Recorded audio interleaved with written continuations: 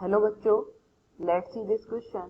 The question says, if n greater than 1, sum to infinite number of terms of the series 1 plus 2 into 1 minus 1 upon n square plus 3 into 1 minus 1 upon n square का whole square plus 4 into 1 minus 1 upon n square का whole cube plus up to infinity is option है हमारे option A n की power 4, option B n square, option C n cube and option D n minus under root n। तो इस question को solve करने के लिए हमारा की कॉन्सेप्ट है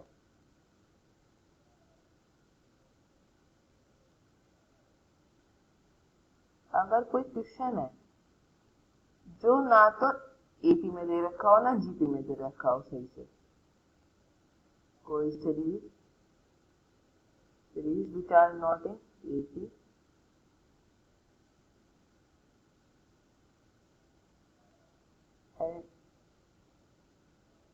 and in GP, ना तो सही से AP में हो ना GP में हो, तो उन सीरीज को हम कैसे सॉल्व करते हैं। तो उन्हें सॉल्व करने का एक मेथड है। सबसे पहले पूरी जो सीरीज है उसे हमें multiply the whole series by common ratio.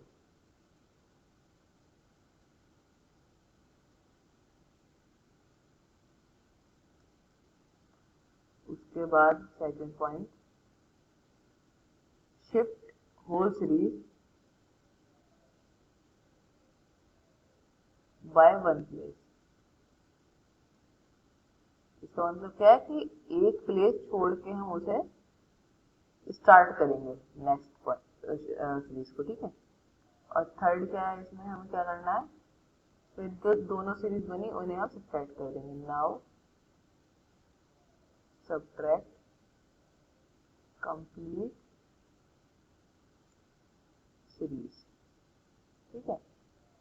ये हमारा जो ना तो कोई सीरीज एपी में हो जीपी में हो, तो वो ना जब वो ना एपी में होगी ना जीपी में होगी उस सीरीज को क्या कहते हैं, एजीपी, अरिथमेटिक ज्योमेट्रिक प्रोग्रेशन, ठीक है। अब इन सीरीज को सॉल्व करने का हमारा मेथड है। अभी मेथड को इम्प्लीमेंट करते हैं और उससे अपना जो क्वेश्चन है उसे प्रूव करते हैं।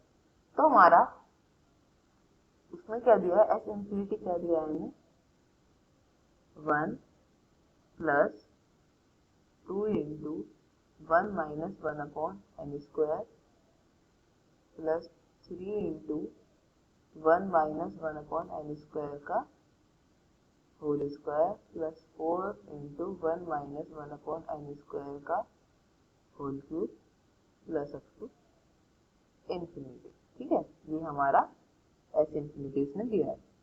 अब इसमें क्या करेंगे हमने क्या पढ़ा है, इसका जो वो है कॉमन रेशियो। अब पहले हम देखेंगे कि ये एपी बन रही है, जीपी बन रही है, कुछ भी नहीं बन रहा है।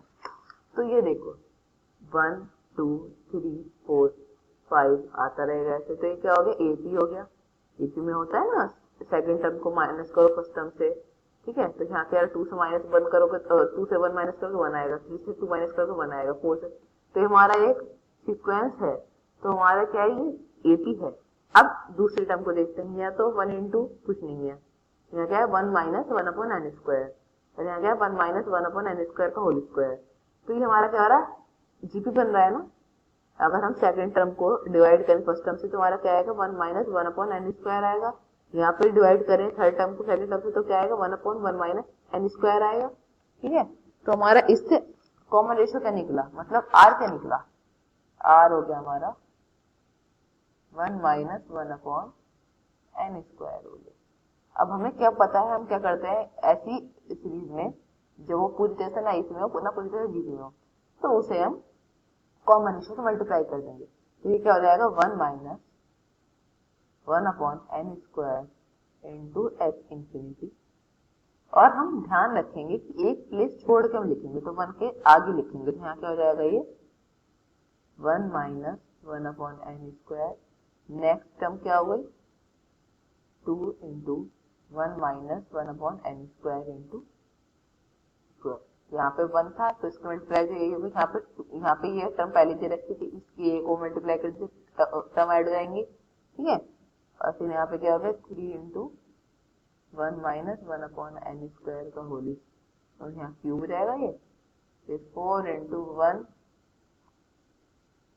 माइनस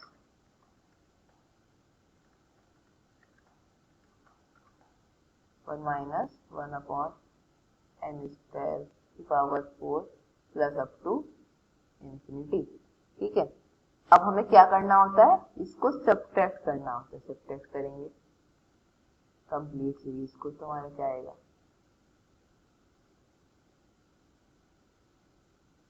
ये हो गया H infinity minus 1 upon n square into H infinity.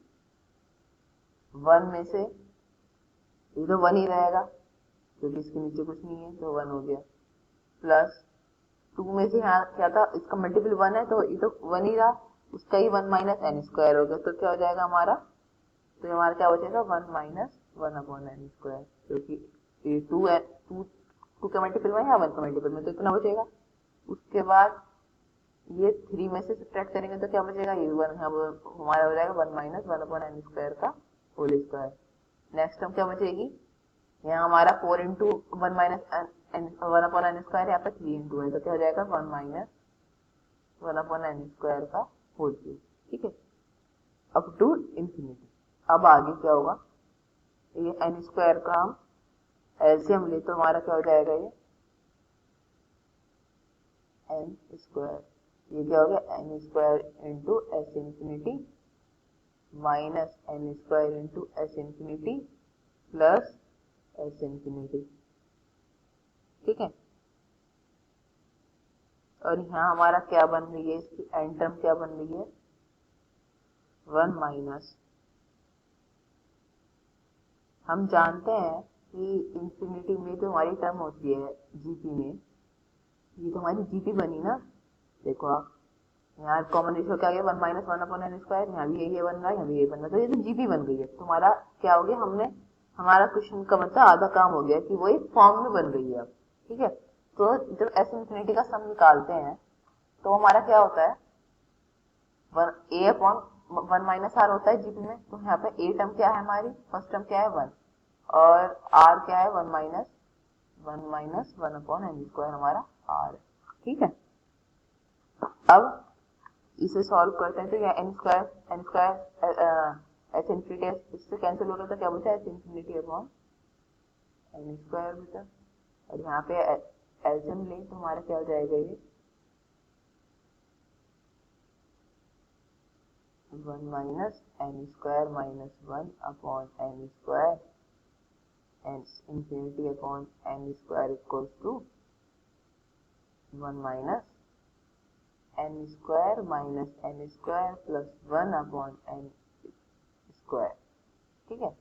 तो ऐसे infinity upon n square equals to, ऐसे इससे कैंसिल हो गया तो क्या बचा, ऊपर हम एन स्क्वायर को ऊपर ले जाएंगे, एन स्क्वायर ऊपर चला गया, तो नीचे तो हमारा 1 ही बचा, तो ऐसे रहने दें, और ये क्या हो जाएगा ऐसे इंफिनिटी इक्वल्स टू एन की पावर 4 हो गया। हमारे इंफिनिटी का सम ऑफ इंफिनिटी का क्या आ गया, एन की पावर 4 आ गया। अब हम चेक करते हैं हमारा आंसर में है नहीं है, तो हमारा ऑप्शन नंबर ए हमारा करेक्ट है, ठीक है। तो हमारा आंसर क्या हो गया, ऑप्शन ए, ठीक है। तो hope you understood well, thank you.